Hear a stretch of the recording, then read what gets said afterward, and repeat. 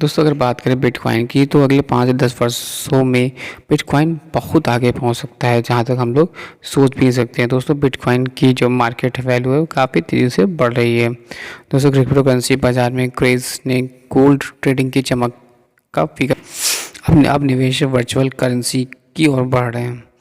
और वहीं जहाँ तक जो जोखिम से बचना चाहते हैं वे सभी गोल्ड पर फोकस रखने के पक्ष में हैं। इस बार यह चर्चा गर्म है कि निवेश के लिए अब सोना अपनी अहमियत खो चुका है।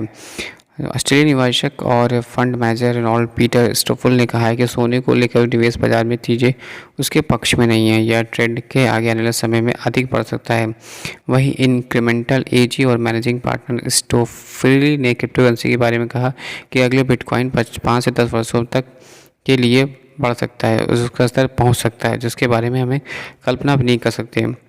हाल में ही स्टोरफल ने से पूछा गया था कि उन्हें क्या लगता है कि सोना अब मर चुका है और क्या बिटकॉइन जैसी क्रिप्टो करेंसी इस कीमत धातु का मूल्य घटाया है। तो उन्होंने कहा कि ग्लोबल फाइनेंशियल मार्केट्स में मॉनेटरी टाइपिंग पॉइंट पर पहुंच गई है। इस पॉइंट के बाद इन्फ्लेशन बढ़ेगी, रियल एस्टेट रेट नेगेटिव या जीरो के करीब रहेंगे और मॉनेटरी पॉलिसी फिक्सल पॉलिसी की तुलना में बाजारों के लिए कम प्रभावी होगी। उनके अनुसार ये फाइजल के राज का युग होगा। और दुनिया की सबसे बड़ी क्रिप्टो करेंसी बिटकॉइन के बारे में उन्होंने कहा कि इसकी कीमतों में बढ़ोतरी का अगला फेज अभी शुरू होना बाकी है। 2 अप्रैल को भारत में बिटकॉइन की कीमत लगभग 34.3 लाख रुपए थी।